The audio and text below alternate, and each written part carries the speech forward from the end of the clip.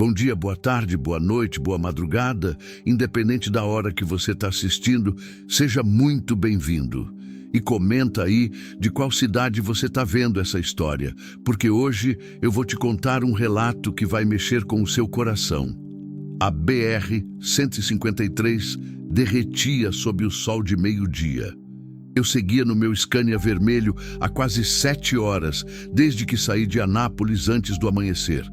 A carga era simples, insumos agrícolas para Araguaína, mas o trajeto sempre me trazia uma paz estranha. Não era felicidade, não. Era mais um tipo de anestesia. A estrada me deixava surdo para os pensamentos que gritavam quando eu estava parado. Fazia 2 anos e 3 meses que Maria tinha partido. Câncer no pâncreas. 6 meses entre o diagnóstico e o último suspiro. Tempo demais para sofrer, pouco demais para me despedir direito. Desde então, a casa em Goiânia virou um museu de fantasmas.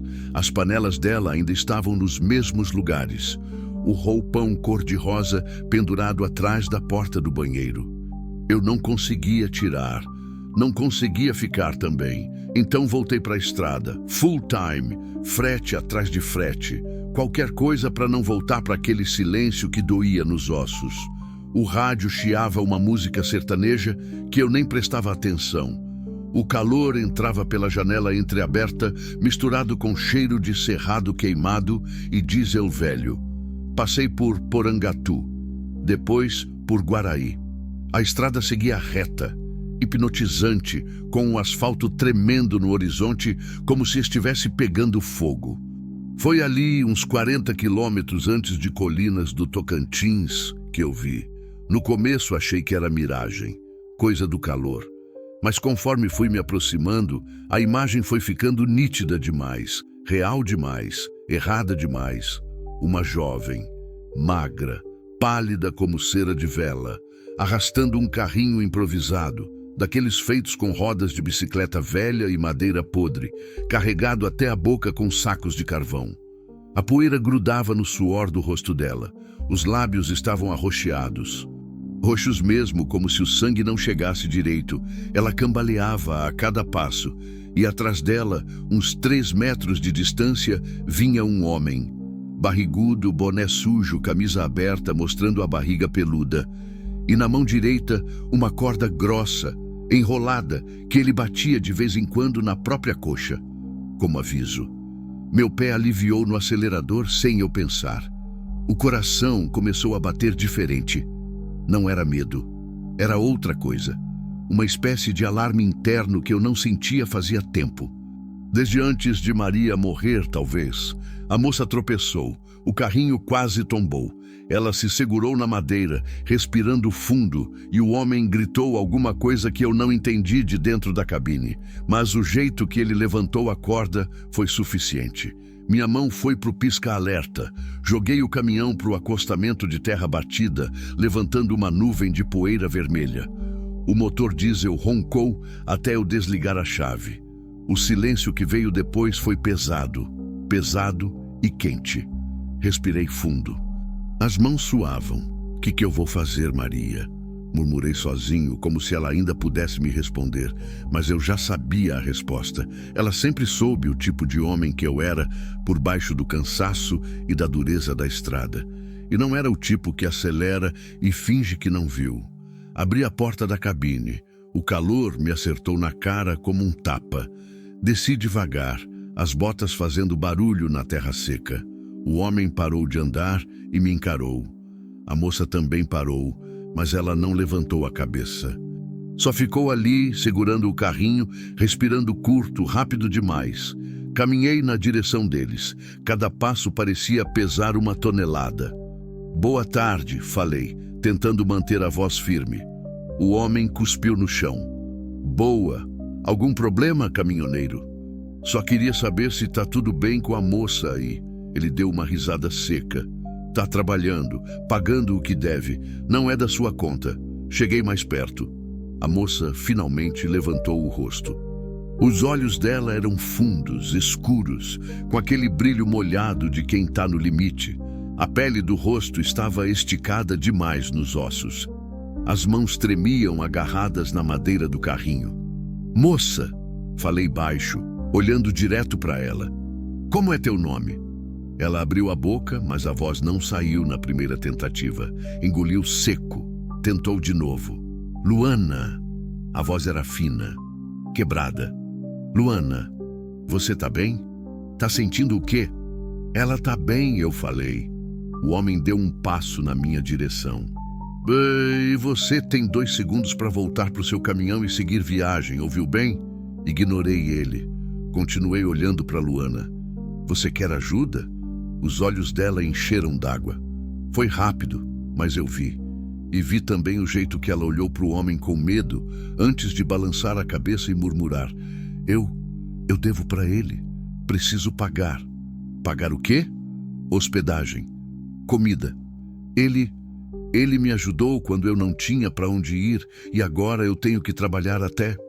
A voz dela sumiu. O homem deu outro passo. "Pronto, já ouviu.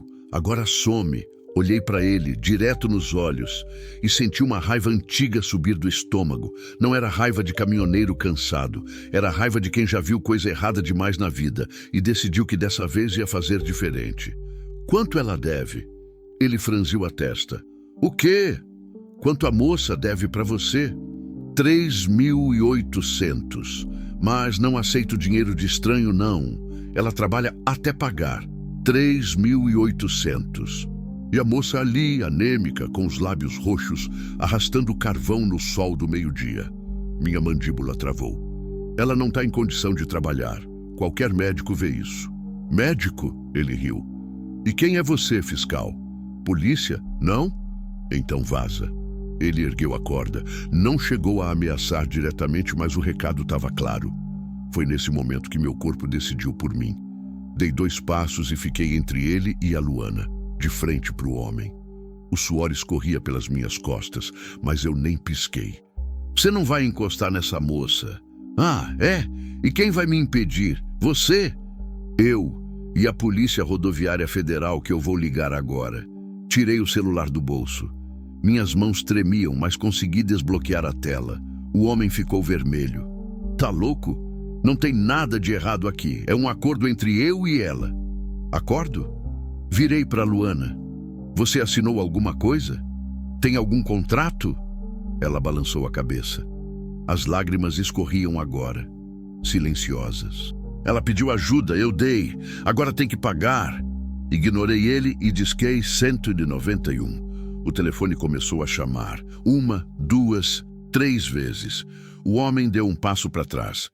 "Você vai se arrepender disso, caminhoneiro." "Alô?" A voz da atendente era firme. "Polícia Rodoviária Federal." "Boa tarde, eu tô na BR-153, altura do quilômetro." Olhei para o marco na beira da estrada. 342. "Preciso de uma viatura aqui, urgente." "Qual a ocorrência, senhor?" Olhei para Luana, depois para o homem, respirei fundo. Trabalho forçado, uma moça sendo obrigada a trabalhar em situação degradante. Ela está anêmica, quase desmaiando. E tem um homem aqui coagindo ela. O silêncio do outro lado durou 2 segundos. "A viatura está a caminho." "Senhor, o senhor está em segurança?" "Por enquanto. Mas preciso de ajuda médica para a moça também." "Já estou acionando o SAMU. Não desligue." Mantive o telefone na orelha.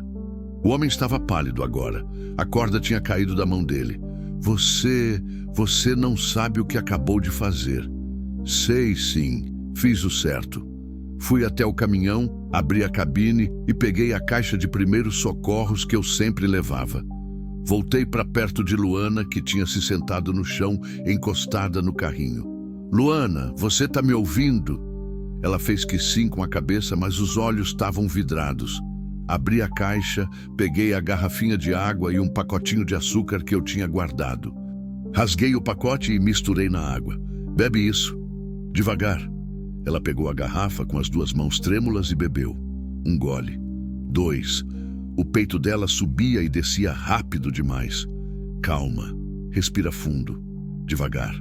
Fiquei ali, agachado do lado dela, com o telefone ainda no ouvido e a atendente me passando instruções. O homem tinha recuado uns 5 metros e ficava andando de um lado para o outro, nervoso, olhando para a estrada. A viatura está há quanto tempo? Perguntei. 8 minutos, senhor. Aguarde no local. 8 minutos. Parecia uma eternidade. Luana encostou a cabeça no carrinho. Os lábios dela ainda estavam roxos, mas ela respirava um pouco melhor. Obrigada, ela sussurrou. Eu não respondi. Não sabia o que dizer. Só fiquei ali, de joelhos na terra quente, esperando a sirene que ia mudar tudo. E pela primeira vez em 2 anos, senti que Maria estava olhando para mim de algum lugar. E estava orgulhosa. Continue. Capítulo 2. A sirene e a verdade. Os 8 minutos mais longos da minha vida. O sol continuava queimando, implacável. Minha camisa grudava nas costas, encharcada de suor. Luana tinha fechado os olhos, mas eu via o peito dela subindo e descendo, rápido demais ainda, mas pelo menos estava respirando. Fiquei ali, agachado ao lado dela, atento a qualquer sinal de piora. O homem não parava de andar de um lado para o outro, pegou o celular do bolso umas 3 vezes, olhou para a tela, guardou de novo. Estava nervoso, muito nervoso. Você não sabe com quem está se metendo, ele disse, a voz saindo meio rouca. Tem gente grande por trás disso aqui, gente que não gosta de ser incomodada. Não respondi. Mantive os olhos em Luana. A atendente da PRF ainda estava na linha, me instruindo a checar os sinais vitais dela a cada minuto.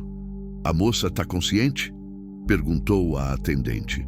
Tá, mas muito fraca. Os lábios ainda estão arroxeados. O SAMU foi acionado também. Vai chegar junto com a viatura. Tá bem. Olhei para Luana.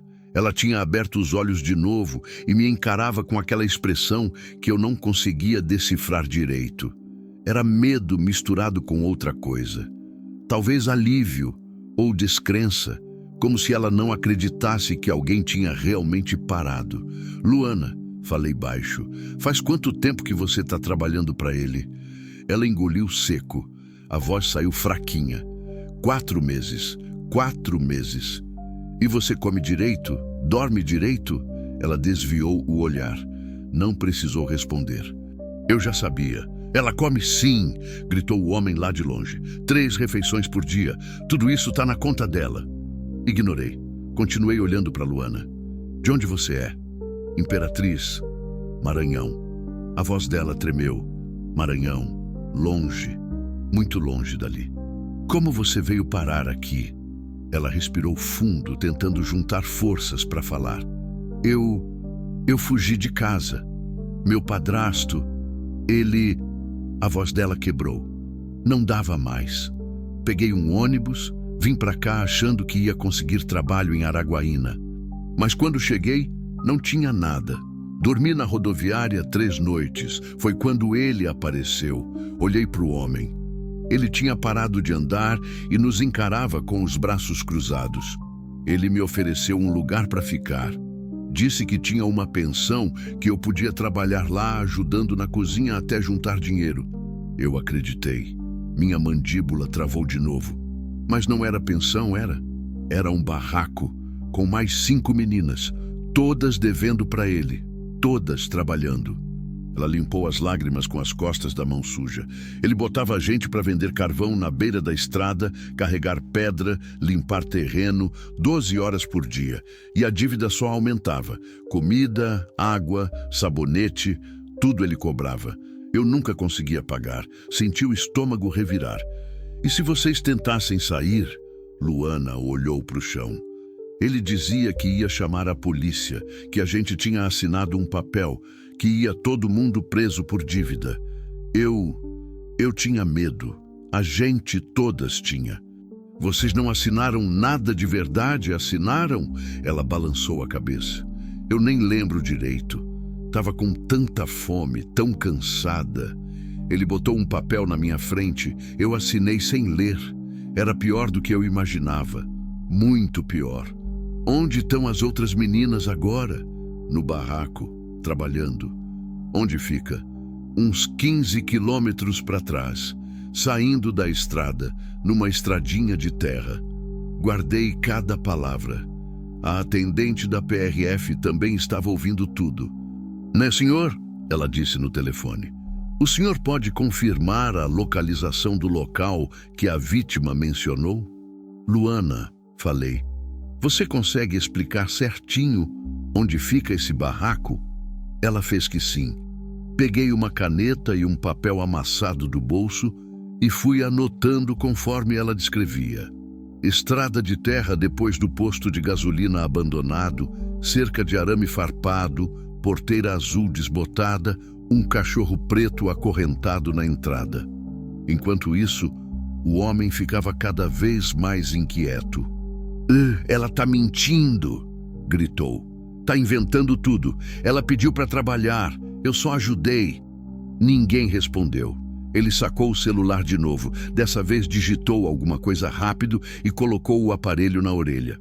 Falou baixo, mas eu consegui captar pedaços. "Problema aqui. Polícia a caminho." Não deu tempo. Meu coração disparou. Ele estava avisando alguém. "A viatura tá chegando?" Perguntei para a atendente. 3 minutos, senhor. 3 minutos. Olhei para a estrada. Nada ainda. Só o calor subindo do asfalto e o silêncio pesado do cerrado. O homem guardou o celular e me encarou. Tinha ódio naqueles olhos agora. Ódio e desespero. "Você vai se arrepender, caminhoneiro. Juro por Deus que vai. Pode ameaçar o quanto quiser. Já tem testemunha, já tem denúncia e daqui a pouco a polícia vai te levar. E vai atrás das outras meninas também." Ele cuspiu no chão de novo e deu as costas, andando na direção de uma moto velha que estava encostada mais adiante, escondida atrás de uns arbustos. Meu sangue gelou.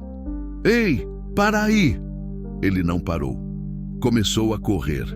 "Ele tá fugindo!" Gritei para o telefone. "Senhor, não tente impedir, mantenha distância." Mas meu corpo já tinha se levantado. Larguei o telefone na terra e corri atrás dele. Meus 47 anos e os 25 anos de estrada pesaram nas pernas, mas a raiva me impulsionava. Ele chegou na moto antes de mim, chutou a partida. O motor engasgou uma vez, 2, eu estava a 5 metros. Na terceira tentativa, a moto pegou. "Não!" gritei. Ele acelerou jogando terra para trás e saiu em disparada pela estrada de chão que cortava o cerrado. Parei, ofegante, as mãos nos joelhos. Merda, foi quando ouvi. A sirene, longe ainda, mas vindo rápido. Virei e vi as luzes azuis e vermelhas piscando na BR, ainda a alguns quilômetros de distância. Corri de volta para onde Luana estava. Ela continuava sentada, mas tinha pegado meu celular do chão e segurava com as 2 mãos, como se fosse a coisa mais preciosa do mundo. "Ele fugiu", eu disse, ainda tentando recuperar o fôlego. "Ele sempre foge", ela respondeu, a voz fraca. "Quando sente problema, ele some e deixa outra pessoa tomar conta." "Quem?" "A mulher dele. Ela que cuida do barraco. Ela que vigia a gente." A sirene estava mais perto agora. Conseguia ver a viatura, um Hilux branco da PRF, acelerando na nossa direção. Logo atrás, vinha uma ambulância do SAMU. Ajoelhei do lado de Luana de novo. "Luana, escuta, daqui a pouco a polícia vai chegar e eles vão te fazer um monte de perguntas. Você precisa contar tudo, tudo mesmo. Não esconde nada, não protege ninguém, entendeu?" Ela me olhou com aqueles olhos fundos, assustados. "Ele disse que se a gente falasse, ia acontecer coisa ruim." "Não vai acontecer nada. Eu tô aqui. A polícia tá aqui. Você vai ficar bem, mas precisa falar a verdade." Ela segurou minha mão. A mão dela era gelada apesar do calor. Pequena, frágil. "Por que você parou?" A pergunta me pegou desprevenido. Fiquei sem resposta por uns segundos. Porque era o certo a fazer. Mas ninguém nunca parou antes. Tanta gente passava na estrada, via a gente, e ninguém parava. Senti um nó na garganta. Pensei em Maria. Pensei em todas as vezes que ela me dizia que eu tinha um coração bom.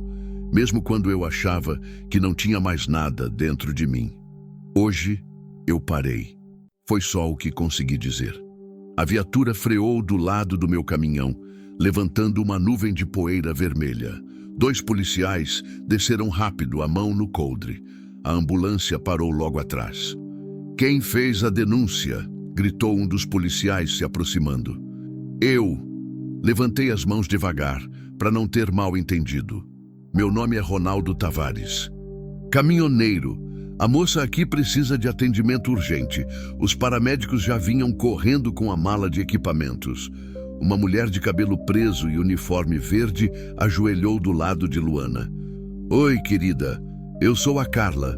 Vou cuidar de você, tá bom? Pode me dizer o que você está sentindo?"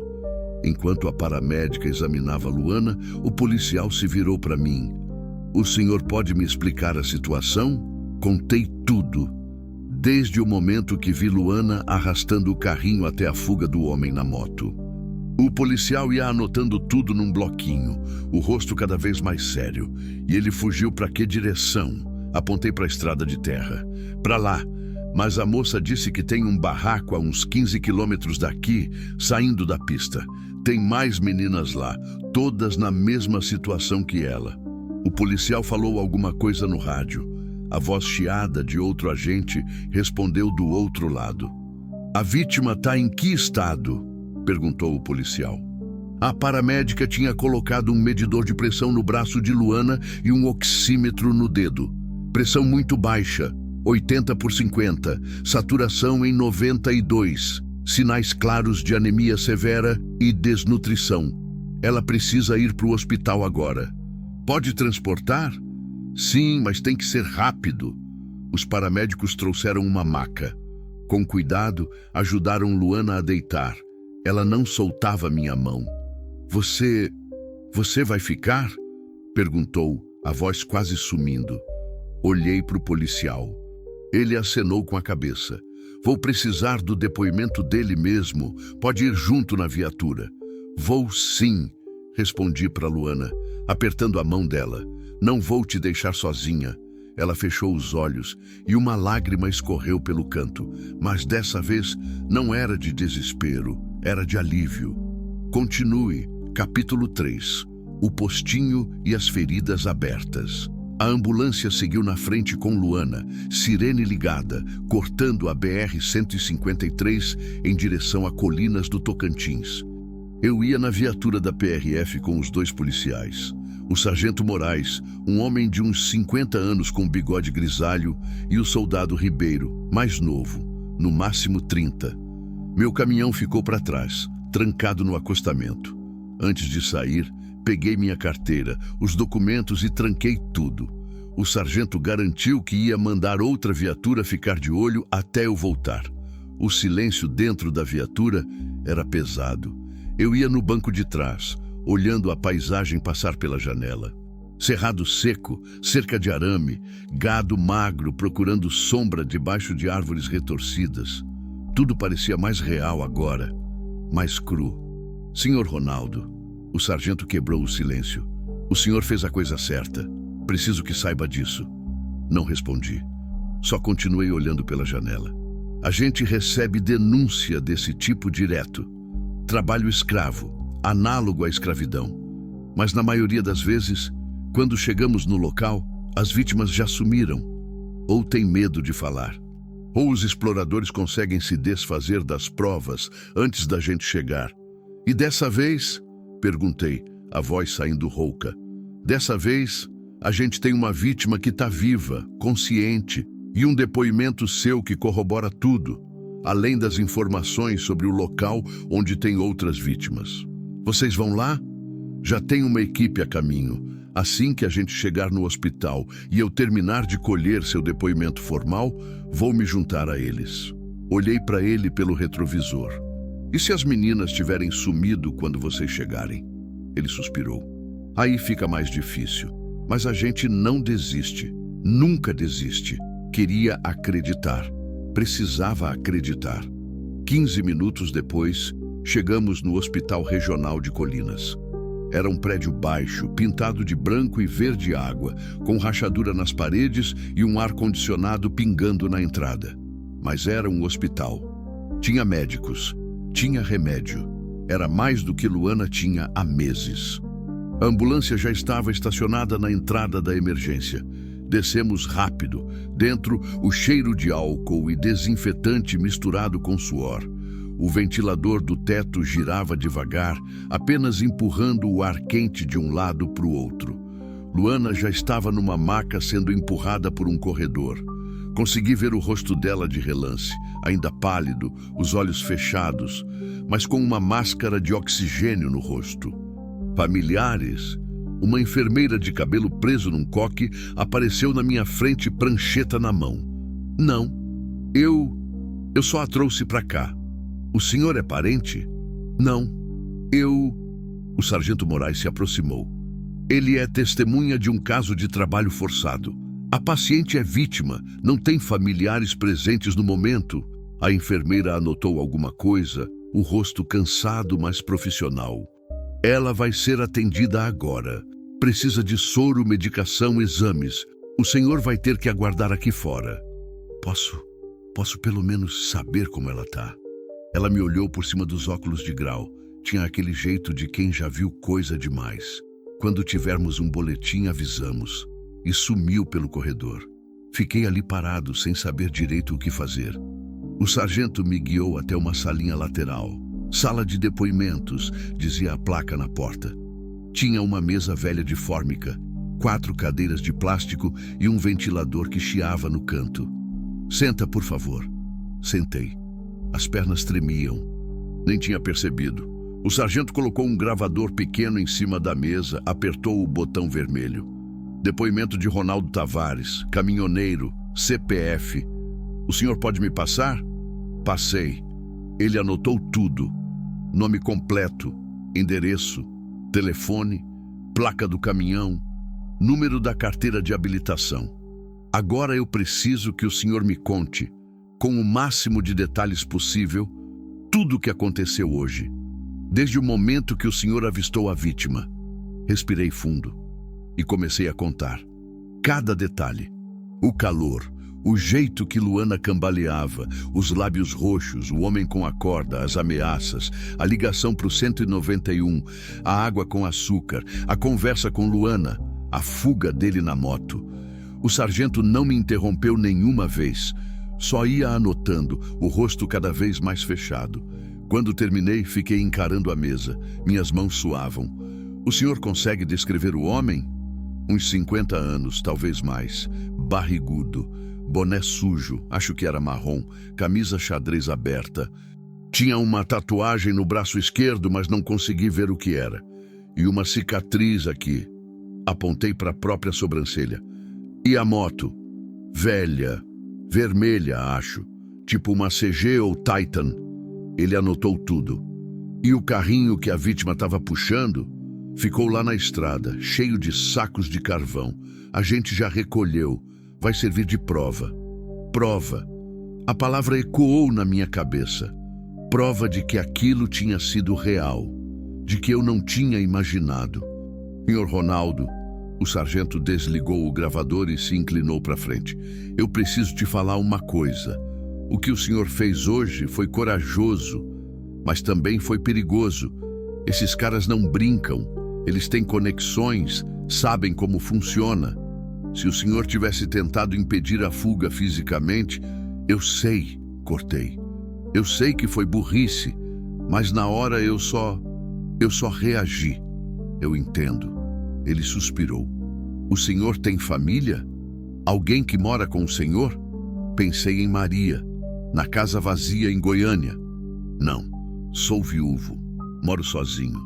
Filhos? Não tivemos. Ele fez uma anotação. Vou passar seu caso para o Departamento de Proteção à Testemunha. É protocolo, não é para assustar, mas a gente precisa ter cuidado.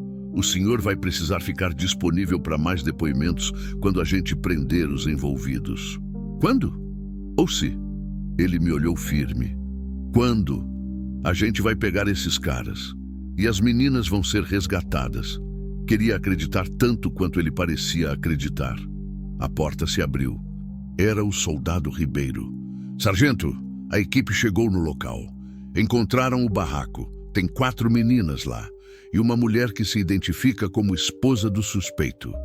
Moraes se levantou rápido. Condição das vítimas? Todas desnutridas, uma com sinais de espancamento. Já acionaram mais ambulâncias. Meu estômago revirou. 4 meninas. Luana tinha dito 5. Uma devia ter fugido, ou coisa pior. E a mulher, detida. Tá negando tudo, dizendo que as meninas trabalham de livre e espontânea vontade. Claro que tá. O sargento pegou o boné da mesa. Ribeiro, fica aqui com o senhor Ronaldo. Eu vou pro local. Qualquer coisa, me liga. Sim, senhor. Moraes saiu apressado. O soldado Ribeiro sentou na cadeira que ele tinha deixado vazia. Era magro, o rosto jovem ainda com espinhas na testa. Devia ser novato. O senhor quer água? Café? Perguntou ele meio sem jeito. Água, tá bom. Ele saiu e voltou com um copinho de plástico cheio d'água morna. Bebi num gole só. Desculpa a pergunta, mas... Ele começou hesitante. Por que o senhor parou? Tipo, a maioria das pessoas passa direto, finge que não viu. A mesma pergunta que Luana tinha feito.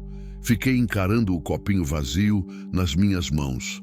Minha esposa, comecei, a voz saindo mais baixa do que eu esperava. Ela morreu faz 2 anos. Câncer. E nos últimos meses de vida dela, quando ela já estava muito fraca, eu precisei cuidar de tudo. Dar comida, ajudar a tomar banho, segurar ela quando não conseguia andar sozinha. O soldado não disse nada, só escutou. E teve um dia que eu estava cansado demais. Tinha dirigido a noite toda para chegar em casa.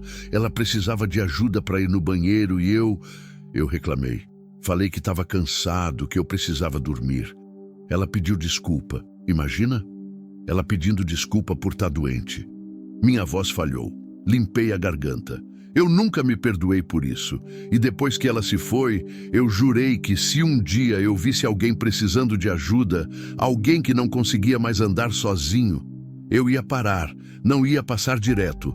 O silêncio na sala era absoluto, só o ventilador chiando. Então hoje eu parei, porque eu não conseguia fazer aquilo com a Maria de novo. Passar direto, fingir que não vi. O soldado Ribeiro limpou os olhos rápido, fingindo que era suor. Sua esposa devia ser uma mulher de sorte. Eu que tinha sorte e desperdicei tempo demais na estrada sem perceber. A porta abriu de novo. Era a enfermeira do começo. O senhor que trouxe a Luana. Levantei num pulo. Sim. Como ela tá? Estável. A pressão está subindo, aplicamos soro, glicose e começamos a reposição de ferro. Ela está acordada e pediu para falar com o senhor. Meu coração disparou. Eu posso ver ela? 5 minutos, ela precisa descansar. Segui a enfermeira pelos corredores brancos e descascados até uma sala pequena no fim. Tinha 3 macas separadas por cortinas de plástico verde. Luana estava na do meio. Quando entrei, ela virou a cabeça para o meu lado. Tinha uma agulha no braço conectada a uma bolsa de soro, um oxímetro no dedo, mas o rosto já tinha mais cor. Os lábios não estavam mais roxos. Oi, ela disse, a voz fraca, mas mais firme que antes. Oi, cheguei perto da maca. Como você tá? Melhor. A doutora disse que eu estava quase tendo uma parada, por causa da anemia, mas agora você vai ficar bem. Ela fez que sim com a cabeça. Ficou me olhando por uns segundos. Então, as meninas, eles acharam? Acharam. Estão trazendo elas para cá agora. Os olhos dela encheram d'água de novo. A Jéssica também. A mais novinha. Não sei os nomes, mas encontraram 4. Faltou uma. A Marina. Ela fugiu semana passada. A gente não sabe o que aconteceu com ela. Senti um calor subir pelo peito. Raiva. Impotência. A polícia vai procurar. Vão achar ela. Luana limpou as lágrimas com a mão livre. Obrigada. De verdade. Se o senhor não tivesse parado, eu acho que eu ia morrer naquela estrada. Não fala isso. É verdade, eu estava desistindo. Cada dia que passava, eu acordava pensando, hoje eu não aguento mais. Hoje eu vou cair e não vou levantar. E ninguém ia ligar. Eu ia virar só mais uma moça desaparecida que ninguém procura. Segurei a mão dela, a mesma que tinha segurado na estrada. Só que agora estava um pouco mais quente. Você não sumiu. Você está aqui e vai continuar aqui. Vai se recuperar, vai prestar depoimento e os caras que fizeram isso com você vão pagar. Ela apertou minha mão. O senhor é casado? A pergunta me pegou desprevenido de novo. Era. Minha esposa faleceu. Sinto muito. Eu também. Ficamos em silêncio por um tempo. O ventilador do teto girava devagar. Do lado de fora, dava para ouvir vozes, passos, sirenes ao longe. Senhor, ela começou hesitante. Qual é seu nome? Sorri sem querer. Tinha passado tudo aquilo e nem tinha me apresentado direito. Ronaldo. Pode me chamar de Ronaldo. Ronaldo. Ela repetiu como se estivesse guardando o nome. Obrigada, Ronaldo, por ter parado, por ter ligado, por ter ficado. Não precisa agradecer. Preciso sim, porque o senhor não precisava ter feito nada disso. Mas fez, e isso mudou tudo. A enfermeira apareceu na porta. Senhor, preciso pedir que saia. Ela precisa descansar. Ah, tá bom. Olhei para Luana. Vou ficar por aqui, tá? Qualquer coisa me chamam. Ela sorriu. Um sorriso pequeno, cansado, mas real. Tá. Saí da sala com o peito apertado. No corredor encostei na parede e respirei fundo. As pernas tremiam de novo. As mãos também. Foi quando caiu a ficha do que tinha acontecido. Eu tinha parado. Eu tinha ajudado. Eu tinha salvado alguém. E pela primeira vez desde que Maria se foi, senti que ainda tinha um motivo para acordar de manhã. Continue. Capítulo 4. A tempestade e o passado. 3 horas depois, o hospital tinha virado um formigueiro. Mais 2 ambulâncias chegaram trazendo as 4 meninas resgatadas do barraco. Eu estava sentado num banco de plástico no corredor quando vi elas passando. Todas nas macas. Todas magras demais, com aquele mesmo olhar assustado que Luana tinha. Uma delas não devia ter mais que 15 anos.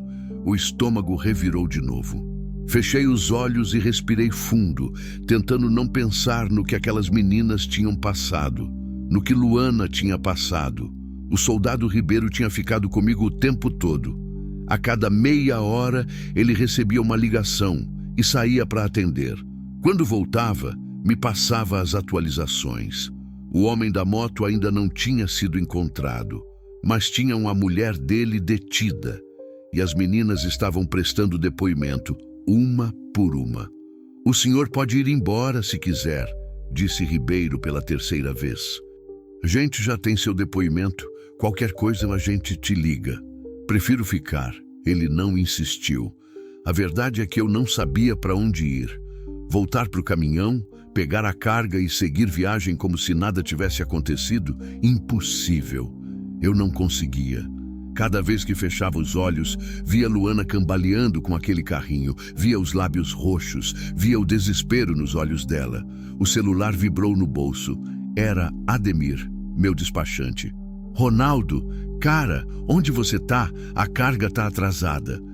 O cliente tá ligando aqui doido. Tive um problema na estrada. Que tipo de problema? Caminhão quebrou? Não, é complicado. Vou precisar de mais um dia. Um dia? Ronaldo, o cara vai cancelar o frete. Você sabe quanto isso significa? Sabia. Significava menos dinheiro no fim do mês. Talvez não conseguir pagar o financiamento do caminhão. Talvez ter que pegar outro empréstimo. Não posso sair daqui agora, Ademir. Por quê? O que está acontecendo? Não tinha como explicar pelo telefone.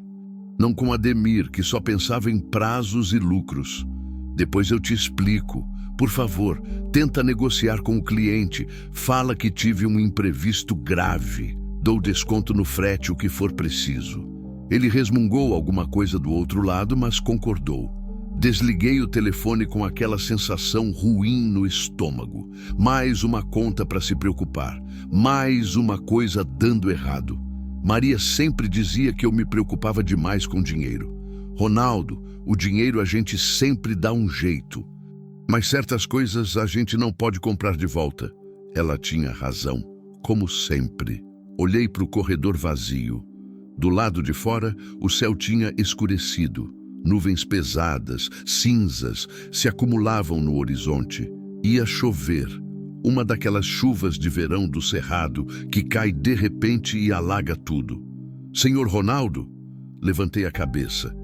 Era uma mulher de uns 40 anos, cabelo curto, óculos de grau, vestindo uma camisa social azul e calça jeans.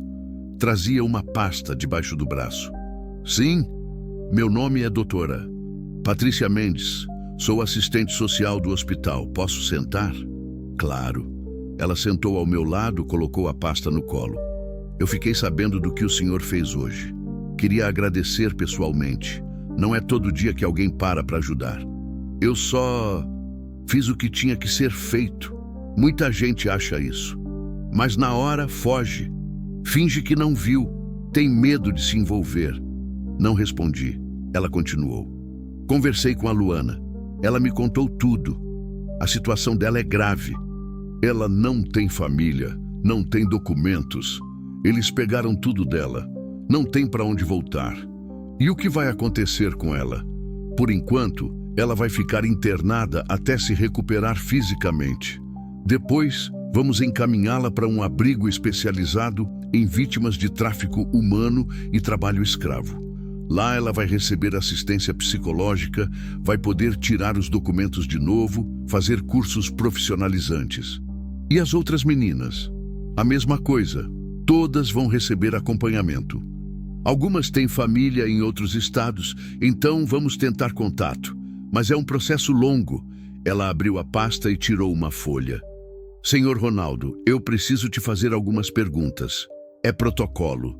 O senhor tem algum vínculo com a vítima? Conhecia ela antes de hoje? Não, nunca tinha visto. E qual era a sua intenção ao ajudá-la? A pergunta me incomodou, mas eu entendia o porquê. Eles precisavam ter certeza que eu não era mais um explorador tentando se aproveitar. Nenhuma intenção além de ajudar. Vi que ela estava passando mal, parei, só isso. Ela anotou. O senhor pretende manter contato com ela após a alta? Fiquei em silêncio. Não tinha pensado nisso. Eu não sei. Se ela quiser, sim. Mas não quero forçar nada. Entendo. Ela fechou a pasta. Luana me pediu para te dar um recado. Que recado? Ela queria que o senhor soubesse que não se sente segura para dormir. Disse que sempre que fecha os olhos, acha que vai acordar de volta no barraco. E que a única coisa que a acalma é saber que o senhor ainda está aqui. Senti o peito apertar. Ela falou isso. Falou. Olha, eu não posso te obrigar a ficar, mas se o senhor puder, pelo menos hoje à noite, acho que faria diferença para ela e para as outras meninas também.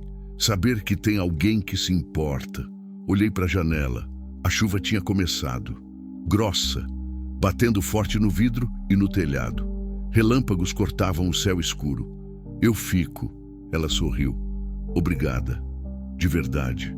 A noite caiu pesada sobre colinas do Tocantins. Eu tinha voltado até meu caminhão com o soldado Ribeiro. Ele me deu carona. A chuva castigava a BR, transformando o acostamento em lama. O Scania continuava lá, trancado, molhado, esperando. Peguei minha mochila com roupas limpas, escova de dente, alguns mantimentos. Tranquei tudo de novo. Ribeiro me levou de volta para o hospital. O senhor tem onde dormir? Perguntou ele. Vou dar um jeito. Tem um hotel ali na Avenida Bernardo Saião. É barato e limpo. Obrigado, mas acho que vou ficar por aqui mesmo. Ele não discutiu. De volta ao hospital, a enfermeira me indicou uma salinha de espera que ficava vazia à noite. Tinha 2 sofás velhos de couro rachado, uma televisão pequena pendurada na parede e um bebedouro. Não era confortável, mas já tinha dormido em lugares piores. Antes de tentar descansar, fui até a sala onde Luana estava. Bati de leve na porta. A enfermeira de plantão, outra, não a mesma de antes, me deixou entrar. Luana estava acordada, olhando para o teto. Quando me viu, o rosto dela se iluminou um pouco. Você ainda está aqui. Falei que ia ficar. Pensei que ia embora. Não ainda. Puxei uma cadeira de plástico e sentei ao lado da maca. Como você tá? Melhor. Comeram me dar comida há pouco. Só sopa, mas estava boa. Não lembro a última vez que comi algo quente. Senti a raiva voltando. Controlei. E as outras meninas? Você conseguiu ver elas? A Jéssica tá aqui no quarto ao lado. Ela tá muito assustada. Não para de chorar. Eu queria poder falar com ela, mas as enfermeiras não deixam a gente sair da cama ainda. Ela vai ficar bem. Todas vocês vão. Luana ficou quieta por um momento. Depois, Ronaldo, posso te perguntar uma coisa? Claro. Você disse que sua esposa faleceu. Faz quanto tempo? 2 anos e 3 meses. Vocês eram felizes? A pergunta doeu. Mas era uma dor que eu já estava acostumado a carregar. Éramos. Muito. A gente se conheceu jovem. Eu tinha 22, ela tinha 19. Casei com ela 3 anos depois. Ficamos juntos por 22 anos. Nossa, muito tempo. Foi pouco, eu queria mais. Como era o nome dela? Maria. Maria do Carmo. É um nome bonito. Ela era bonita, por dentro e por fora. Luana ficou me olhando. Tinha curiosidade naqueles olhos, mas também cuidado, como se tivesse medo de perguntar demais. Você sente falta dela? Todo dia. A casa ficou muito vazia sem ela. Por isso eu pego tanto frete.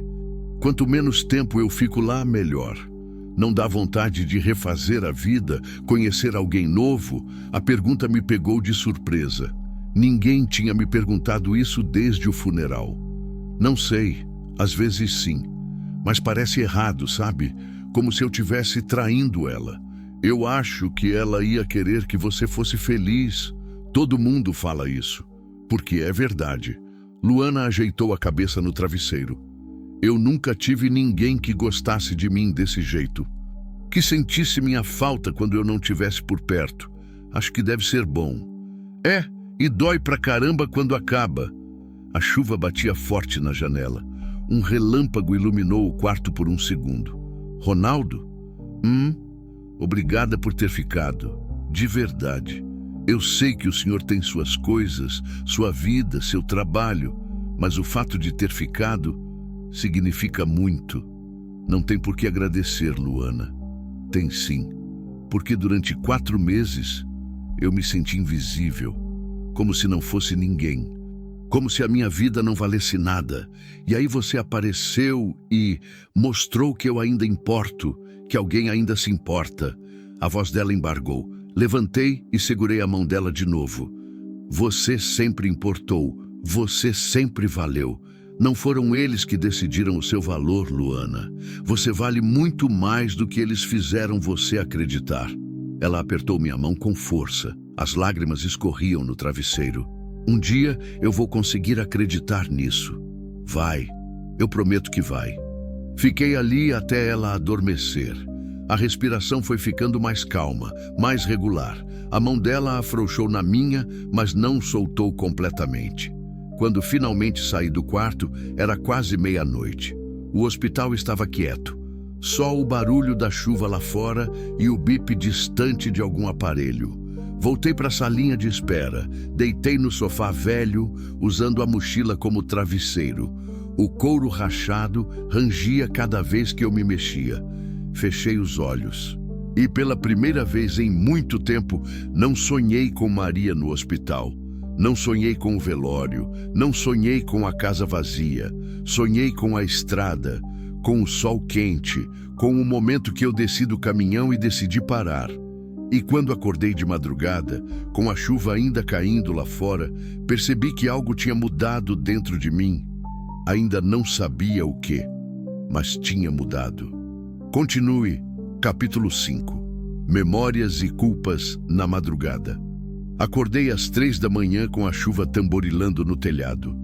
O sofá tinha me deixado com a coluna travada. Sentei devagar, esfregando a nuca, tentando afastar aquela dor surda que subia pelas costas.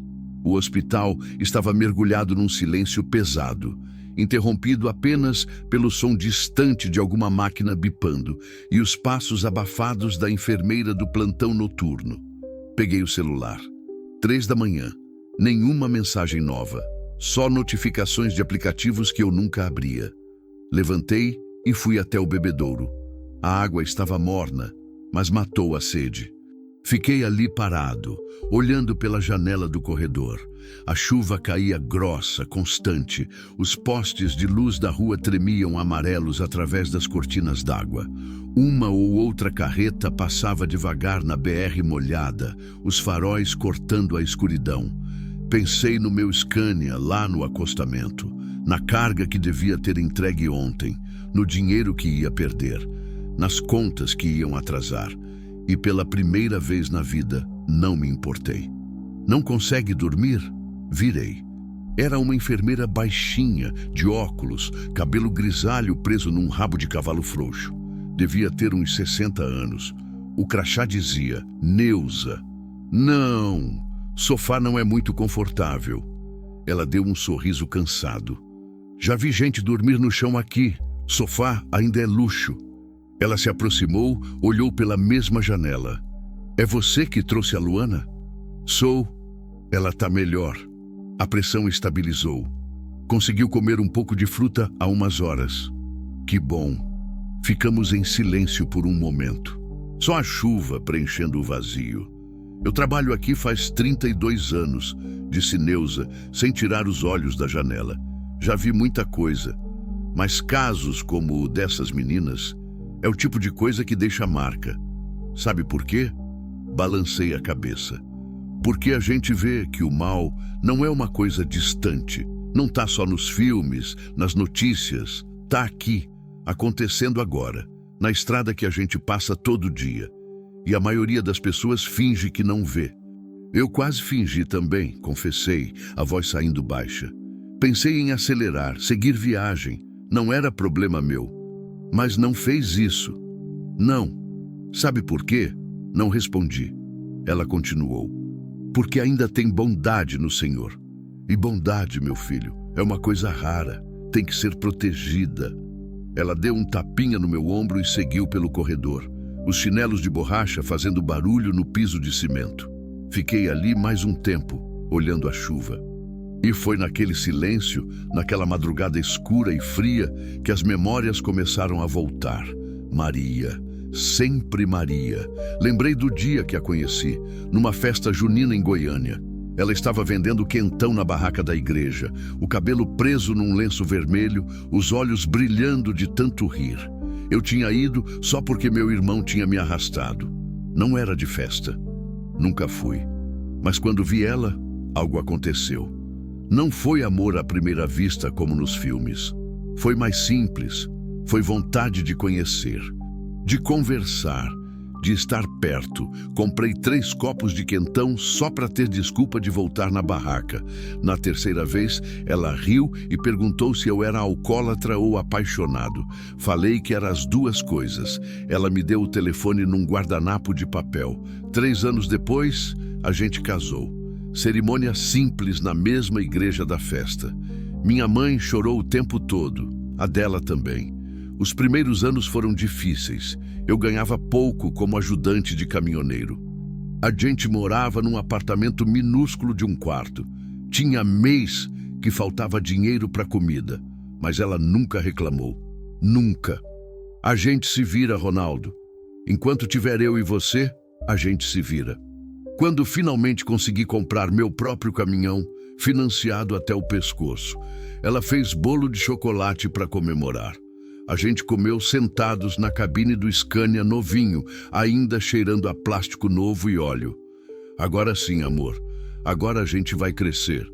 E crescemos. Devagar, mas crescemos. Compramos uma casa, pequena mas nossa. Pintamos juntos, escolhemos os móveis juntos. Plantamos um pé de manga no quintal juntos. Ela queria filhos. Eu também. Tentamos por anos. Não veio. Fizemos exames. O problema era meu. Baixa contagem, quase nada. Lembro da noite que recebi o resultado. Sentei no sofá e chorei. Chorei porque sabia quanto ela queria ser mãe e eu não podia dar isso para ela. Ela sentou do meu lado, pegou minha mão. Ronaldo, me olha. Olhei. A gente já é uma família. Eu e você. E se vier filho, maravilha. Se não vier, maravilha do mesmo jeito, porque eu te escolhi. Não escolhi um filho, escolhi você. Mas eu via a tristeza nos olhos dela toda vez que a vizinha aparecia com barrigão. Toda vez que passávamos na frente de uma loja de bebê, toda vez que tinha reunião de família e as primas traziam os filhos. Então eu me enterrei no trabalho. Peguei frete atrás de frete, semana inteira na estrada, final de semana direto, feriado. Não importava. Quanto mais longe, melhor. Quanto mais tempo fora, menos eu via a tristeza dela. Achei que estava ajudando, estava fugindo. E quando ela ficou doente, quando descobrimos o câncer, era tarde demais. A voz da doutora ainda ecoava na minha cabeça. Senhor Ronaldo, o quadro é grave, já está em metástase, o pâncreas, o fígado. Vamos tentar quimioterapia, mas preciso ser honesta. As chances são pequenas. 6 meses. Foi o que ela durou. 6 meses de químio que arrancou o cabelo dela, que deixou ela tão fraca que mal conseguia levantar da cama. 6 meses de dor que nenhum remédio aliviava completamente. E eu fiquei. Pela primeira vez na vida, eu parei de fugir e fiquei. Larguei a estrada, cancelei todos os fretes, passei a viver entre o hospital e a casa, dava banho nela, trocava as roupas dela, cozinhava as poucas coisas que ela conseguia engolir sem vomitar. Segurava a mão dela nas madrugadas quando a dor ficava insuportável, mas tinha uma coisa que eu não conseguia fazer. Não conseguia pedir desculpa. Desculpa por ter passado 20 anos na estrada quando podia ter ficado mais em casa. Desculpa por ter escolhido o dinheiro ao invés do tempo. Desculpa por ter fugido da tristeza dela em vez de dividir o peso. Teve uma noite, uma semana antes dela partir, que ela acordou às 3 da manhã, igualzinho agora, chuva batendo na janela. A casa escura e silenciosa. Eu estava dormindo na cadeira ao lado da cama. Senti ela mexer e acordei no susto. Maria, tá tudo bem? Tá com dor? Ela balançou a cabeça devagar. A voz saiu fraquinha, quase um sussurro. Ronaldo, você se arrepende? De quê? De ter casado comigo, de não ter tido filhos, de ter ficado preso comigo todos esses anos. Senti como se tivessem enfiado uma faca no meu peito. Como você pode perguntar isso? Porque eu vejo nos seus olhos a culpa, o arrependimento. Você acha que não vejo, mas eu vejo. Segurei a mão dela, tão magra, tão frágil. Maria, eu não me arrependo de nada que envolva você. Nunca. O que eu me arrependo é de não ter ficado mais, de ter perdido tempo, de ter achado que trabalho era mais importante que sentar do seu lado no sofá vendo novela besta. Ela sorriu, aquele sorriso pequeno e cansado. Novela besta que você fingia que não gostava, mas sempre perguntava o que ia acontecer no próximo capítulo. Ri e chorei ao mesmo tempo. Eu te amo, Maria, mais do que eu sei dizer. E se eu pudesse voltar, fazia tudo diferente. Ficava mais, viajava menos, escolhia você todo dia. Ela apertou minha mão com a pouca força que tinha. Você me escolheu, Ronaldo. Todo dia que você voltava da estrada. Todo dia que você chegava cansado e ainda me dava um beijo antes de dormir. Todo dia que você ligava de madrugada só para ouvir minha voz. Você sempre me escolheu, do seu jeito, mas escolheu. Não foi suficiente. Foi mais do que suficiente. Ela fechou os olhos. Uma lágrima escorreu. Ronaldo, me promete uma coisa. Qualquer coisa. Quando eu partir, não para de viver. Por favor, não vira um fantasma. Não se enterra no trabalho de novo. Vive, sente, deixa alguém entrar de novo. Promete? Não consegui responder. Só balancei a cabeça mesmo sabendo que era mentira. Uma semana depois, ela se foi. Manhã de um domingo, sol entrando pela janela, pássaros cantando lá fora. E ela simplesmente parou de respirar enquanto dormia, em paz, sem dor, do jeito que ela merecia. E eu quebrei a promessa, me enterrei de novo. Voltei para a estrada, fugi de tudo e de todos, da casa, das memórias, da dor, até hoje. Até eu ver Luana na beira daquela estrada. Limpei as lágrimas do rosto, nem tinha percebido que estava chorando. A chuva continuava caindo lá fora, mais fraca agora. O céu começava a clarear no horizonte, devia ser quase 5 da manhã. Andei pelo corredor silencioso até a sala de Luana. A porta estava entreaberta. Olhei por dentro sem fazer barulho. Ela dormia, o rosto tranquilo pela primeira vez. O soro pingava lento no braço dela. O monitor cardíaco mostrava batimentos regulares. E ali, naquele momento, olhando para aquela moça que eu mal conhecia, entendi. Entendi que eu tinha parado não só por ela. Tinha parado por mim também. Porque se eu não tivesse parado, se eu tivesse acelerado e fingido que não vi, teria me tornado exatamente o que Maria sempre teve medo que eu virasse.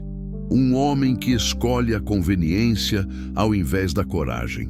Um homem que prefere fugir ao invés de enfrentar. E ela não merecia ter amado um homem assim. Então eu tinha parado, não pelo dinheiro, não pela recompensa, não porque era fácil. Eu tinha parado porque era o certo e porque de algum jeito era a minha redenção. Encostei a testa na parede fria do corredor e respirei fundo. Obrigado, Maria, sussurrei para o silêncio, por me ensinar a ser melhor, por não ter desistido de mim, por ainda estar aqui do seu jeito, me lembrando de quem eu posso ser. A enfermeira Neuza passou pelo corredor, parou quando me viu. Tá tudo bem? Limpei o rosto e sorri. Agora tá. Ela acenou com a cabeça, aquele jeito de quem entende sem precisar perguntar, e seguiu seu caminho. Voltei para o sofá, deitei de novo. E dessa vez, consegui dormir, sem pesadelos, sem culpa. Só cansaço e uma paz estranha que eu não sentia fazia muito, muito tempo. Continue capítulo 6. A decisão que muda tudo. Acordei com o sol entrando pela janela da salinha de espera. Já era meio-dia passado. Tinha dormido quase 7 horas seguidas, coisa que não acontecia fazia meses. O corpo doía todo por causa do sofá, mas a cabeça estava estranhamente leve. Me levantei, fui ao banheiro me lavar. A barba já estava grande, os olhos ainda inchados de tanto chorar de madrugada. Joguei água no rosto, tentei me arrumar minimamente. Não adiantou muito.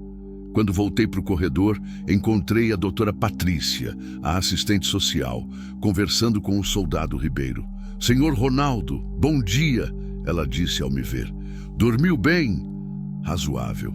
E a Luana? Acordou cedo, tomou café, está bem melhor. A hemoglobina ainda está baixa, mas subiu. Mais uns 3 dias de internação e medicação e ela vai poder ter alta. 3 dias.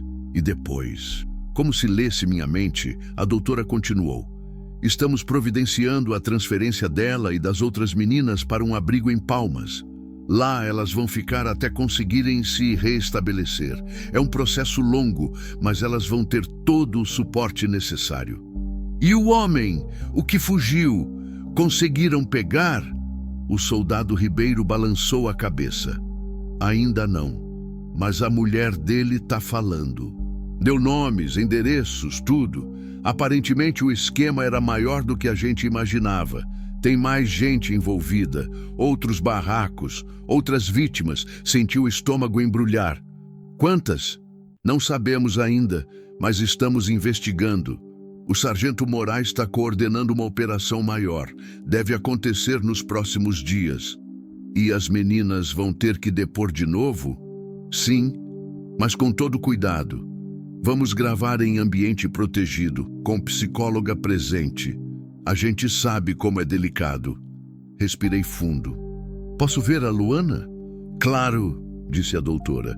Inclusive ela pediu por você mais cedo. Queria falar com o senhor. Luana estava sentada na cama quando entrei. Tinha comido alguma coisa. Dava para ver a bandeja vazia do lado. O rosto estava com mais cor, os lábios rosados de novo, os olhos ainda fundos, mas com um brilho diferente. "Oi", ela disse e sorriu. Um sorriso de verdade dessa vez. "Oi, tá melhor?" "Muito. Até consegui andar até o banheiro sozinha hoje de manhã." "Parece besteira, mas..." "Não é besteira." Puxei a cadeira e sentei. "Me disseram que você queria falar comigo." Ela mexeu nas mãos, nervosa. Eu fiquei pensando sobre o que vai acontecer depois, quando eu sair daqui. Você vai para um abrigo em Palmas. Vão cuidar de você lá." "Eu sei", a doutora explicou, mas... Ela parou, como se estivesse escolhendo as palavras. "Ronaldo, eu não quero ir." Franzi a testa. "Por quê?" "Lá você vai estar segura. Vai ter comida, teto, vai poder recomeçar. Mas não vou conhecer ninguém. Vou estar sozinha de novo, em outro lugar estranho, com gente estranha." A voz dela tremeu. "Luana, eu sei que parece ingratidão. Eu sei. Mas desde que eu saí de casa, a única pessoa que olhou para mim como se eu fosse gente foi você. A única pessoa que parou, que ficou. E agora você vai embora e eu vou ficar sozinha de novo." Senti o peito apertar. "Você não vai estar sozinha. Vai ter as outras meninas, vai ter os profissionais do abrigo. Mas não é a mesma coisa." Ela olhou direto nos meus olhos. "Você me salvou, Ronaldo. E não foi só de morrer naquela estrada. Você me lembrou que eu ainda sou humana, que eu ainda importo. E eu tenho medo de esquecer disso de novo quando você for embora." Não sabia o que dizer. Fiquei ali, mudo, sentindo o peso daquelas palavras. "Luana, eu preciso voltar para a estrada. Tenho trabalho, tenho contas para pagar, tenho uma vida. Eu sei. Não estou pedindo para você abrir mão da sua vida por mim. Eu só queria saber se a gente podia manter contato. Talvez você pudesse me visitar de vez em quando, ou me ligar, só para eu saber que você ainda está aí, que eu não fui só mais uma boa ação que você fez e esqueceu." O silêncio na sala era pesado. Pensei em Maria, na promessa que eu tinha feito e quebrado, na solidão da casa vazia, nas madrugadas sozinho na estrada, sem ninguém esperando eu chegar. E pensei em Luana, naqueles olhos assustados na beira da estrada, na voz fraca pedindo ajuda, no jeito que ela segurou minha mão como se fosse a última coisa sólida num mundo que desabava. "Tá bom", ouvi minha própria voz dizer. "A gente mantém contato. Eu te visito. Você pode me ligar quando quiser. Não vou sumir, Luana. Eu prometo." Os olhos dela encheram d'água. "De verdade? De verdade?" Ela soltou um suspiro trêmulo, meio riso, meio choro. "Obrigada. Obrigada mesmo. Não precisa agradecer." "Preciso sim. Você não faz ideia do quanto isso significa para mim." Fiquei mais um tempo com ela. Conversamos sobre coisas simples, sobre a comida do hospital. Ruim, mas ela comia tudo com fome, de quem passou meses sem comer direito. Sobre os planos pro abrigo, tinha medo, mas também uma pontinha de esperança. Sobre o que ela queria fazer quando tivesse força de novo, estudar talvez, ou aprender algum ofício. Quando saí da sala, meu celular tocou. Era Ademir de novo. "Ronaldo, consegui segurar o cliente, mas ele quer a carga hoje ainda. Você consegue?" Olhei para o relógio. 2 da tarde. Araguaína ficava a umas 2 horas dali, com sorte. Se eu saísse agora, chegava a tempo. "Consigo. Vou buscar o caminhão e sair agora." "Beleza. Não me assusta mais assim, cara. Achei que tinha perdido o frete." Desliguei. Respirei fundo. Era hora de voltar para a estrada. Peguei carona com um taxista que estava deixando uma paciente no hospital. R$ 15 para me levar até onde o Scania estava. O acostamento tinha virado lama com a chuva da noite, mas o caminhão estava inteiro, nada roubado. Subi na cabine, cheiro de diesel e borracha. Meu cheiro, meu mundo. Liguei o motor, o ronco familiar. Ajeitei os espelhos, coloquei o cinto. Mas antes de engatar a marcha, fiquei parado por um momento. Olhei para o banco do passageiro. Maria sempre sentava ali quando a gente viajava junto. Coisa rara, mas que acontecia. Ela levava um travesseiro, uns petiscos, ficava conversando comigo quilômetro após quilômetro. Ronaldo, olha que céu lindo. Ronaldo, para naquele posto que eu quero tomar um açaí. Ronaldo, você acha que a gente devia pintar a casa de amarelo? A voz dela ainda ecoava na cabine, mas não doía tanto quanto antes. Peguei o celular, salvei o número de Luana na agenda. Mandei uma mensagem, saindo agora para entregar a carga. Daqui a uns dias volto para te visitar. Qualquer coisa me liga. Fica bem. A resposta veio rápida. Obrigada por tudo. Dirige com cuidado. Te espero. Guardei o celular. Engatei a primeira. O Scania começou a se mover, lento, saindo da lama do acostamento, de volta para o asfalto. A BR-153 se estendia à frente, reta e vazia sob o sol da tarde. O cerrado queimado dos dois lados, o calor entrando pela janela. Mas alguma coisa tinha mudado. Eu ainda estava sozinho na cabine. Ainda tinha a casa vazia me esperando em Goiânia. Ainda carregava o luto e a saudade de Maria. Mas agora tinha outra coisa também. Tinha uma promessa para cumprir. Alguém esperando eu voltar. Um motivo para não ser só mais um caminhoneiro fugindo de fantasmas. E pela primeira vez em 2 anos, a estrada não parecia tão solitária. Liguei o rádio. Uma música sertaneja tocava baixinho. Não mudei de estação. Acelerei. Direção a Araguaína. Direção ao futuro. E senti Maria sorrindo de algum lugar. Vai, meu amor. Vive. Eu te dou licença. Sorri também e segui viagem. Continue. Capítulo 7. O retorno e a travessia final. 3 semanas depois. O frete tinha sido entregue. O cliente pagou. As contas foram cobertas. Algumas com atraso, mas cobertas. Peguei mais 2 fretes entre Goiânia e Brasília. Depois um até Uberlândia. Trabalho não faltava. Dinheiro entrava devagar, como sempre. Mas a cabeça estava em outro lugar. Todas as noites, antes de dormir na boleia ou em algum hotel barato de beira de estrada, eu trocava mensagens com Luana. Coisas simples. Ela contava como tinha sido o dia no abrigo, as outras meninas, as sessões com a psicóloga, os cursos que estava começando a fazer. Eu contava da estrada, das cidades, do tempo, de nada muito importante. Mas a gente conversava, e isso já era tudo. Teve uma noite que ela me ligou, 2 da manhã. Eu estava parado num posto em Cristalina. Ronaldo? Desculpa ligar tarde. A voz dela estava estranha, trêmula. Tudo bem? Que houve? Eu tive um pesadelo. Sonhei que estava de volta no barraco, que ele tinha me encontrado. E ninguém me ajudava dessa vez. Sentei na cama do caminhão, bem acordado agora.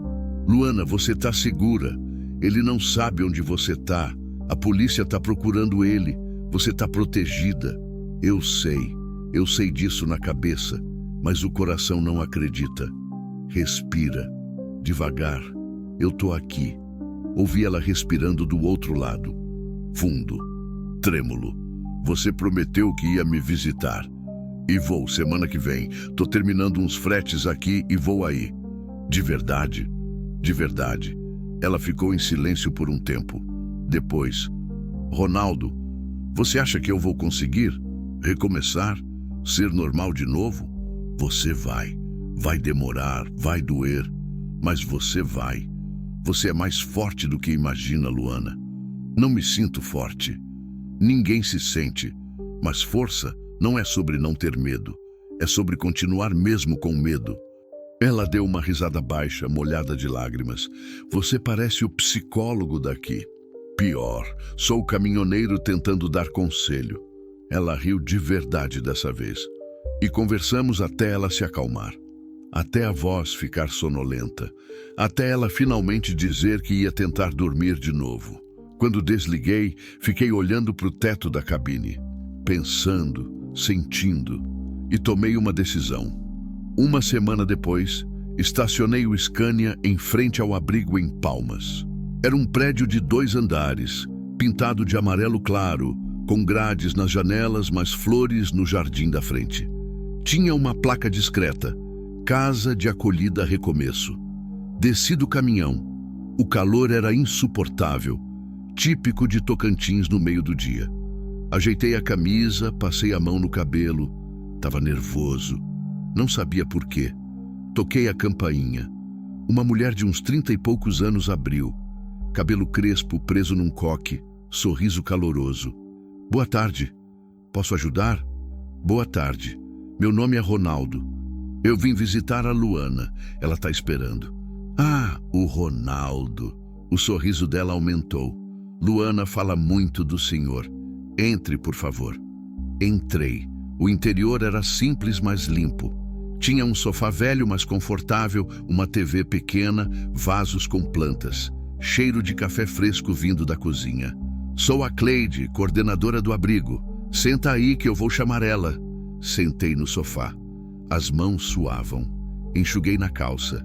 Ouvi passos na escada. E então ela apareceu. Luana. Mas era uma Luana diferente. O cabelo estava lavado, preso num rabo de cavalo. A pele com cor de novo. Tinha engordado um pouco. Não muito, mas o suficiente para não parecer mais um fantasma. Vestia uma calça jeans e uma blusa rosa simples. E sorria. Ronaldo. Ela veio correndo, coisa que não conseguia fazer 3 semanas atrás, e me abraçou. Fiquei tenso por um segundo, sem saber o que fazer. Depois, retribuí o abraço. Ela cheirava a sabonete e shampoo. Coisas normais, coisas humanas. Você veio, ela disse, se afastando, os olhos brilhando. Falei que vinha. Eu sei, mas... Ela limpou os olhos. Desculpa, eu ainda fico emotiva com essas coisas. Normal. Sorri. Você tá bem, muito melhor. Me sinto melhor. Ainda tem dias ruins, mas os bons estão começando a aparecer também. A Cleide apareceu com 2 copos de suco de maracujá. Vocês podem conversar na varanda. Tem sombra e vento. Obrigada, Cleide. Fomos para a varanda dos fundos. Tinha 2 cadeiras de plástico e uma mesinha. Dava para ver o quintal. Pequeno, mas com árvores e uma rede armada entre 2 pés de manga. Sentamos. Bebemos o suco. Ficamos em silêncio por um momento, mas não era um silêncio estranho. Era confortável. Como estão as outras meninas? Perguntei. Melhorando, aos poucos. A Jéssica ainda tem muito medo. Não consegue dormir sozinha. Mas está fazendo terapia. A Camila está mais animada. Começou um curso de manicure. A Bruna... Ela parou. A Bruna é mais difícil. Ela ainda não fala muito. Fica no quarto a maior parte do tempo. E você? Eu estou fazendo o curso de informática. Aprendendo a mexer no computador direito, fazer planilha, essas coisas. A Cleide disse que pode me ajudar a arrumar um emprego quando eu estiver pronta. Isso é ótimo, Luana. É? Ela olhou para o copo. Ronaldo, eu queria te agradecer de novo, por ter vindo, por não ter me esquecido. Eu nunca ia te esquecer. Muita gente esquece. A assistente social disse que é comum. As pessoas ajudam na hora, fazem a coisa certa, mas depois somem, seguem a vida. E a gente fica só de novo. Eu não sou essas pessoas. Ela me olhou. Naqueles olhos tinha gratidão, mas tinha outra coisa também. Algo mais profundo que eu não conseguia identificar. Você é diferente mesmo. Eu percebi isso desde o primeiro dia. O jeito que você olhou para mim não foi com pena, foi com respeito, como se eu ainda fosse uma pessoa de verdade. Você sempre foi, mas eu tinha esquecido. A voz dela embargou. Ronaldo, você me devolveu a minha humanidade e eu nunca vou conseguir te pagar por isso. Você não precisa pagar nada, Luana. Eu sei, mas eu queria poder retribuir de algum jeito. Queria poder fazer algo por você também. Fiquei quieto, pensando. Sabe o que você pode fazer por mim? O quê? Fica bem. Se recupera. Reconstrói a sua vida. Vira a mulher forte que você já é por dentro. Essa é a única coisa que eu quero de você. Ela limpou as lágrimas que escorriam. Eu vou tentar, juro que vou. Não precisa jurar, só precisa tentar, um dia de cada vez. Conversamos por horas, sobre tudo, sobre o abrigo, sobre os planos dela, sobre meus fretes. Ela perguntou sobre Maria e eu contei, mais do que tinha contado para qualquer outra pessoa. Sobre a doença, sobre a culpa, sobre a promessa quebrada. Você acha que ela ficaria brava com você? Perguntou Luana. Por ter quebrado a promessa? Não, Maria não ficava brava, ela ficava triste, o que era pior. Mas você não quebrou a promessa completamente. Como assim? Você não parou de viver. Você está aqui, comigo, com as outras meninas que vão ser resgatadas por causa do que você fez. Você está fazendo diferença, Ronaldo. Isso não é viver?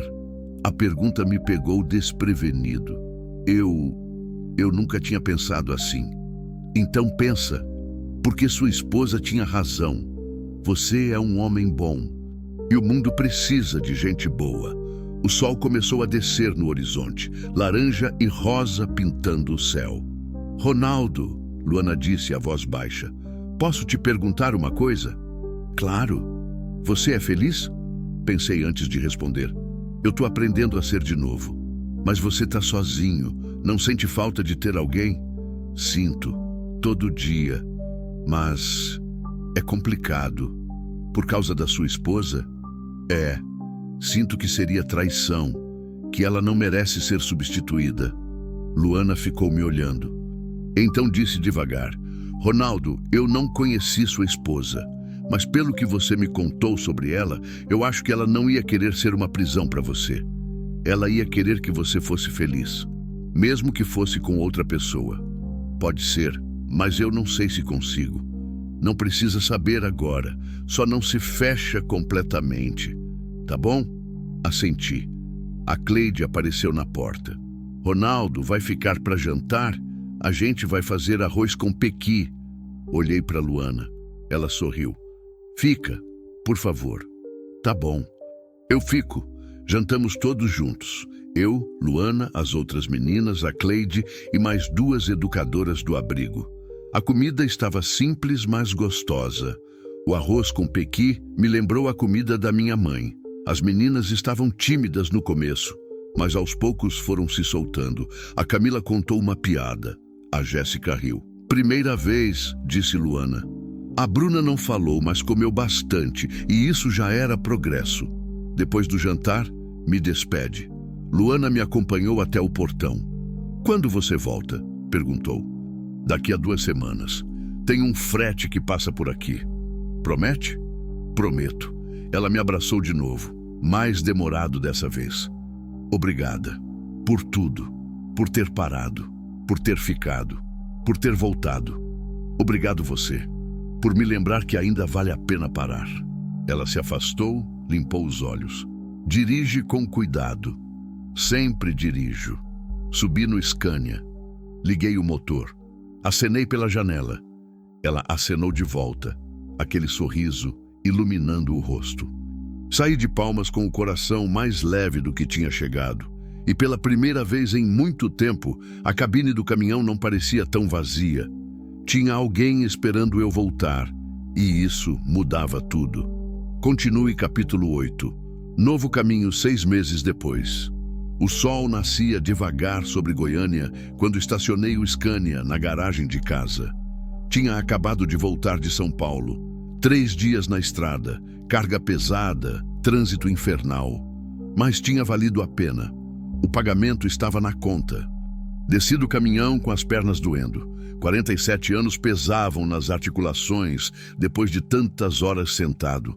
Peguei a mochila e as sacolas de compras que tinha feito no caminho. A casa ainda estava silenciosa quando abri a porta. Mas não era mais aquele silêncio pesado de antes. Era diferente, era expectativa. Ronaldo? A voz veio da cozinha. Sou eu. Luana apareceu na porta da cozinha, com um avental florido por cima da blusa. O cabelo estava mais comprido agora, chegando nos ombros. O rosto cheio, saudável, os olhos brilhando. Você chegou. Pensei que ia demorar mais. Consegui um atalho em Uberaba.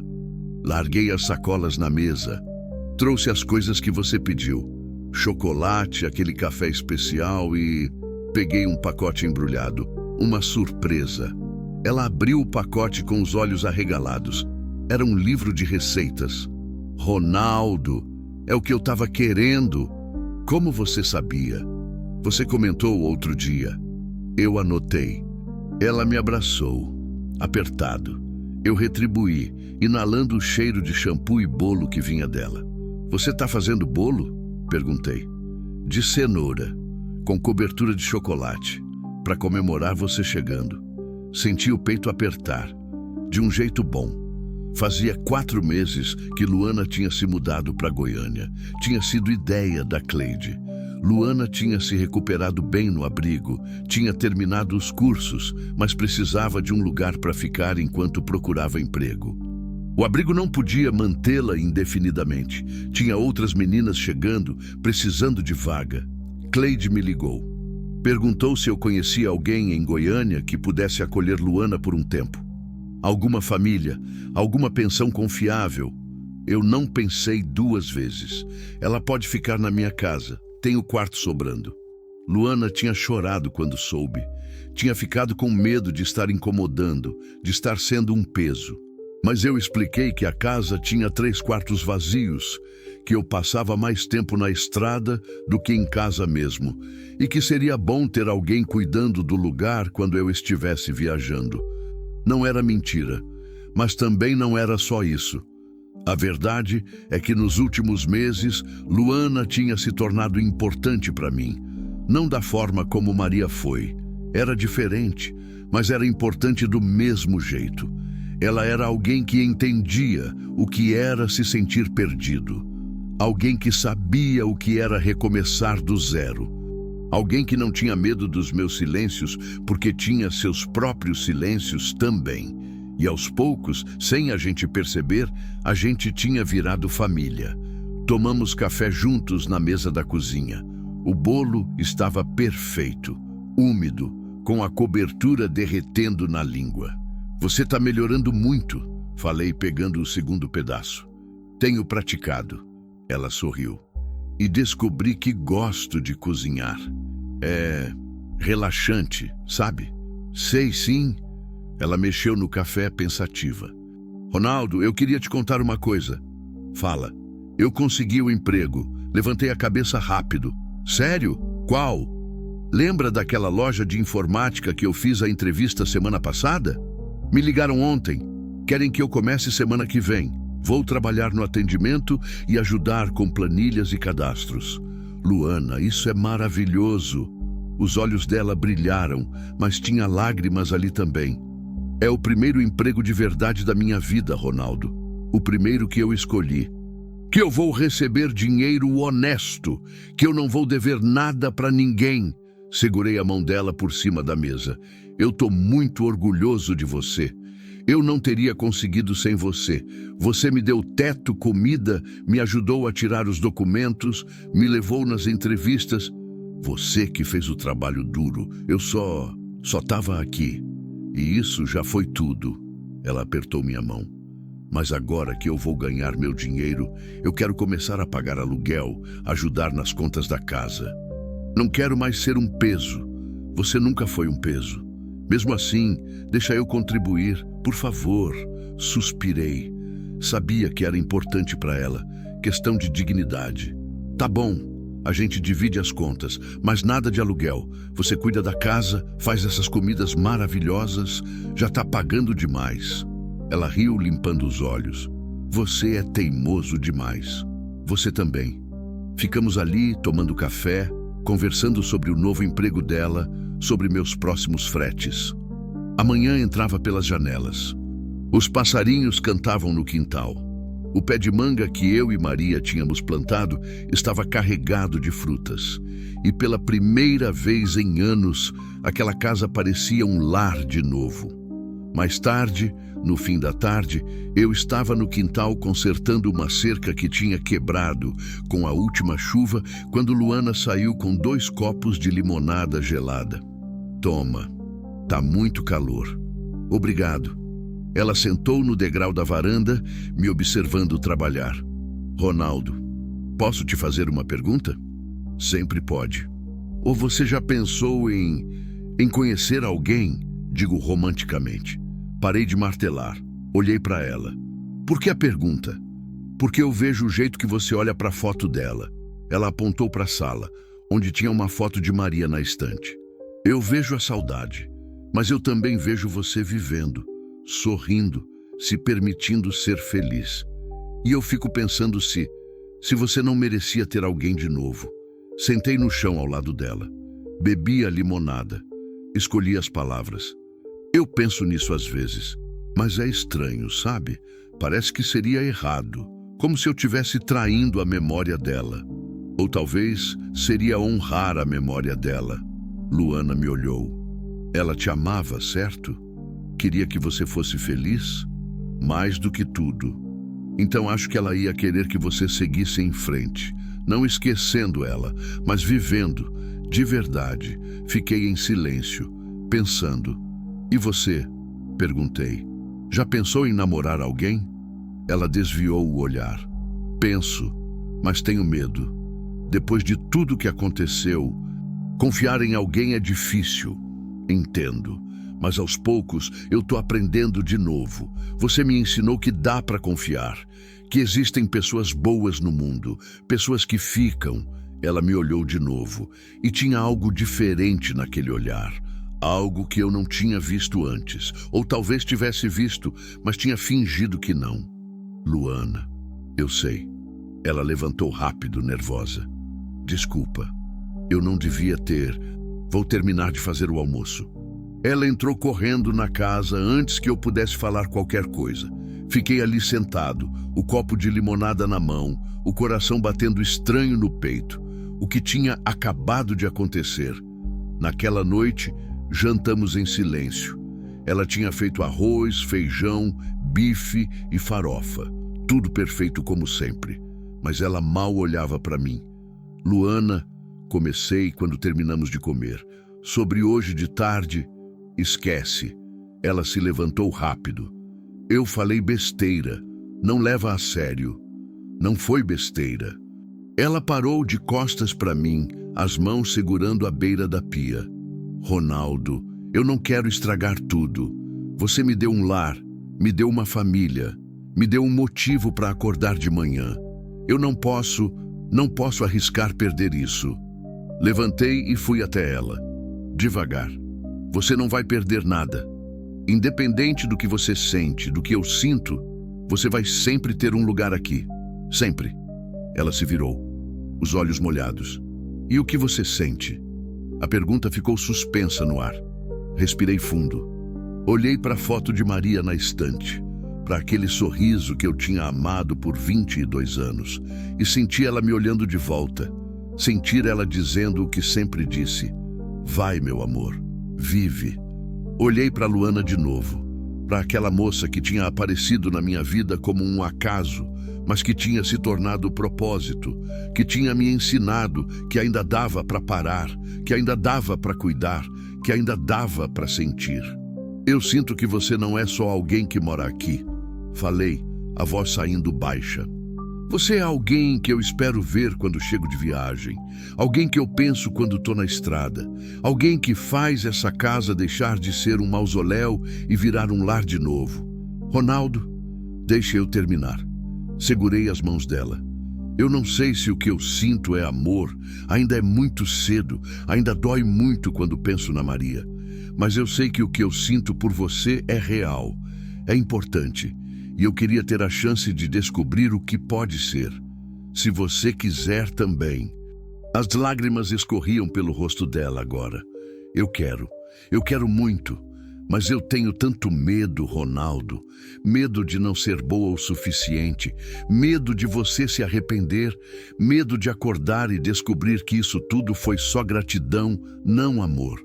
Eu também tenho medo de te machucar, de decepcionar a memória da Maria, de estragar tudo. Limpei as lágrimas do rosto dela. Mas talvez a gente possa ter medo juntos e descobrir juntos se isso pode ser algo real.